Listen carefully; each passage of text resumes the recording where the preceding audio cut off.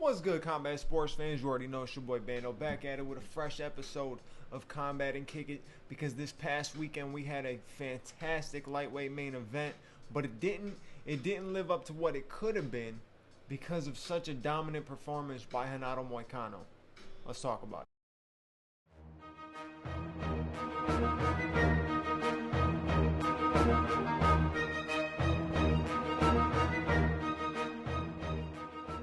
So this past weekend we had MOICANO go up against Benoit Saint-Denis in Benoit Saint-Denis' hometown of Paris, right? So huge lightweight matchup, of course, because you're talking about your 11th ranked and your 12th ranked, or 10th and 11th, whatever the case may be. But back-to-back rankings, when you have two guys who are back-to-back rankings, you always are making for a very good matchup, because these are two guys who have to move up in the division. They're trying to make a name for themselves. They're still trying to continue to make statements, right? So it always comes for an exciting fight.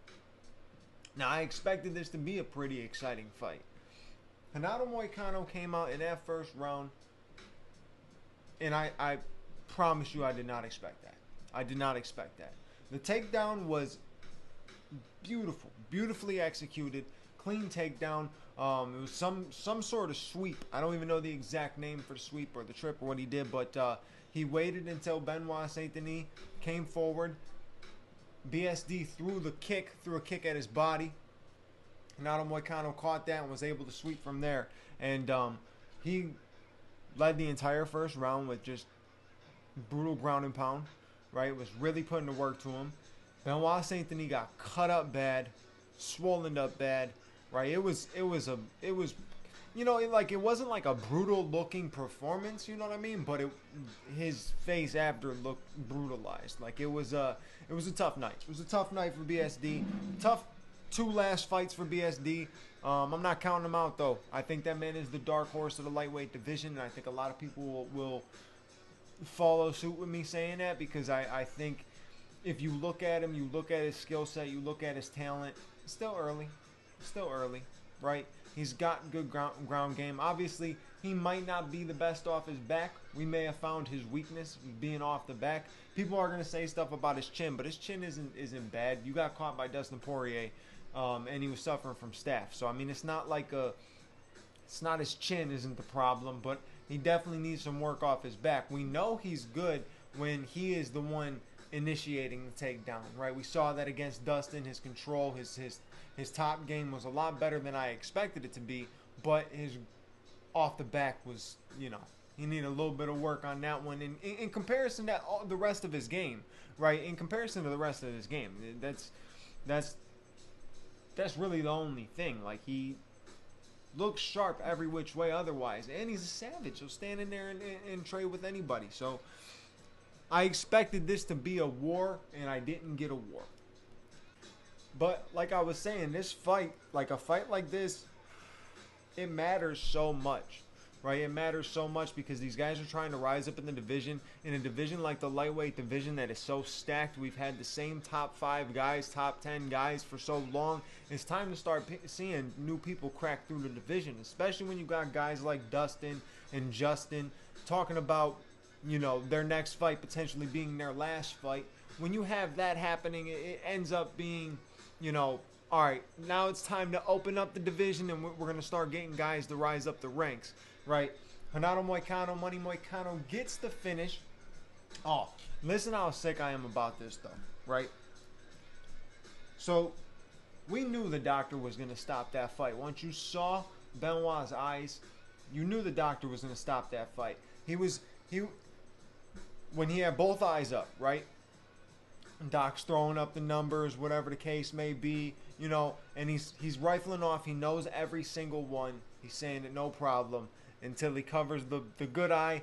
He can't see nothing. And I knew immediately when he covered the good eye the fight was over. I'm like, nope, he's calling it. He's calling this over with. It's done. You know when a ref covers the good eye, which, look, there's always us fight fans who are going to sit there and be like, damn, we wanted to see that fight, you know, continue that fight. Benoit would have been, he would have continued. No doubt would Benoit Saint Denis continue. There's no doubt in my mind. That's the problem, right? That's why the doctor has to stop the fight, because he will continue. And continuing like that, you're just going to put your eyes and everything at risk, at further risk, right? You don't want to end up not being able to see down, you know, the stretch of your career, kind of like Stipe. Stipe's got the rough eyes. He's got bad eyes. I could bring up Michael Bisping, but Michael Bisping lost an eye. It's a different case. But, you know, you don't want to see a guy get any further injured than they need to be. And, you know, it's a top 10 matchup, right? It's a top 10 matchup. So it's not like Benoit Saint Denis can't get another one of those matchups. One win against whoever he's got to beat, and boom, he's right back into the conversation. So we'll see what happens with Benoit Saint Denis. But now Money MOICANO, he's calling out Paddy Pimblett. Now, to rise up the ranks, it doesn't make a ton of sense, right? But money-wise, that's the money fight right now in the lightweight division. That isn't a big ranked fight, top name fight, or a championship matchup. I think the thing with Money MOICANO is he will fight anybody, right? And I don't see him really being a champion or anything like that. But I see him being the guy that puts on all the exciting fights in the division. So I think he's going to be extremely fun to continue to watch in the lightweight division if they match him up correctly and they give him the right fights. If you're going to give him and Paddy Pimblett the fight, then you're looking at MOICANO and Paddy Pimblett doing a main event on their own. You just have to put them as a main event on their own in some sort of fight night, unless you're going to put it on a really stacked card, which would be a fantastic thing too. But I think that is the fight to make, right? Like I said, it's not much to rise up the ranks, but money-wise and namesake, that's a fantastic fight to have. And if Renato MOICANO goes in there against Paddy Pimblett and does the same thing that he just did to Benoit Saint Denis,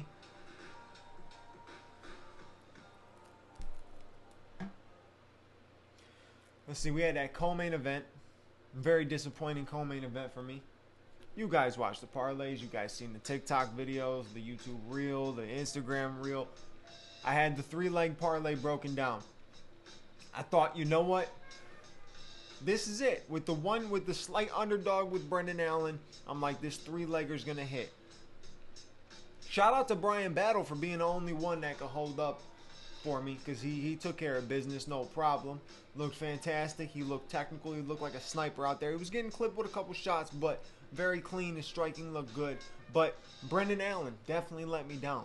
I'm not going to say Benoit Saint Denis let me down, because tough circumstance, right? Brendan Allen let me down. I needed Brendan Allen to get that win. I really did. I needed him to get that win. And that would have been a massive win. In a division like the middleweight division, I talk about it all the time. All the time. This division is completely shooken up. And it's continued to get shooken up. It's always going to get shaken up until you get a guy that is definitive as champion and is staying there for a little while. It's going to continue to get shaken up because you don't have the most insanely stacked division, right? But Imavov's been looking great. So I can't take nothing away from that. He's been looking really good. He's been looking slick with his striking. Ground game's been looking good, right? Brendan Allen, great takedown right off rip in the first round. I'm like, okay, this is exactly what I need. Get the fight to the ground, control it, work to get the submission, and boom, we'll be good. Brendan Allen's got this, no problem. I think he forgot that he is capable of striking, right? There was moments on the feet where Brendan Allen was doing fantastic. And then he would shoot and get stuffed and be in a terrible position, right? In an awkward position. End up giving his back, end up getting punched, ground and pound, end up standing back up to win the stand-up and then shoot. Look, I'm not the fighter. I'm not the coach. But if you win in the stand-up, I understand, bro. I understand you are a jiu-jitsu expert. You are fantastic at jiu-jitsu. But you didn't get it done with the jiu-jitsu, right? You were landing fantastic shots on him on the feet, and you were shooting for the legs. Disgusting. You know, granted, there was some Paris, allegations for Brendan Allen and for Renato Moicano and stuff like that. I can get into that for a different episode, but who knows if that has something to do with the performance, but I don't think so. I think Brendan Allen just has some stuff that he's got to fix, and the number one thing is his IQ, because he can put it all together. He's got a good ground game. He's got good grappling. He's got good jiu-jitsu. He's good at defending anything that's coming his way when it comes to the ground game. But he doesn't realize his skill set on the feet. And he needs to understand that he is basically just as good on the feet as he is on the ground. Right? He's got to give himself that chance. Got to give the striking a chance a little bit. And he was winning some of the exchanges. But, not to dwell on the faults of his performance and take anything away from Nasruddin Imavov, because Imavov did what he needed to do. He showed up. You can't say nothing bad about it. He showed up. He did his thing. He was landing great shots. There was multiple times where I thought he was going to finish the fight. Thought he was going to finish it in the second round, where he completely just stuffed everything that Brendan was shooting. Brendan shot a lot and got stuffed a lot. You would think after you get stuffed so many times that you're not going to shoot again, but he kept shooting. And every time he shot, Nasruddin Imavov made him pay. And that led to a decision win for him. And there's no argument to it. Definitely unanimous. Clear as day. Decision win. But if we're going to talk about decision wins real quick, that Joe Anderson Brito William Gomez fight, I know you guys are thinking the same thing I'm thinking. You're thinking the same thing I'm thinking. Robbery. Straight up robbery. Straight up robbery. Look, you already know. Yes. I'm guilty. I had him in a parlay. Okay, so I'm a little angry. I'm a little angry about the parlay missing. But he was a minus 360 lock, in my opinion. Right? Performance showed it. His pace showed it. Every aspect of his game showed it. And the decision went to William Gomez. I don't know, maybe I missed something in this fight. Put in the comments what I missed in this fight that William Gomez did to get this decision. This should have been unanimous in Joe Anderson Brito's favor. I mean, just, I don't know. I maybe I got to go back and watch the fight, but from what I was seeing in the fight, there was not a moment where William Gomez was really successful. He landed one shot that looked like it hurt him, and Joe Anderson Brito still had held down the pace and was putting the pressure on him. So that win should have went to Brito. But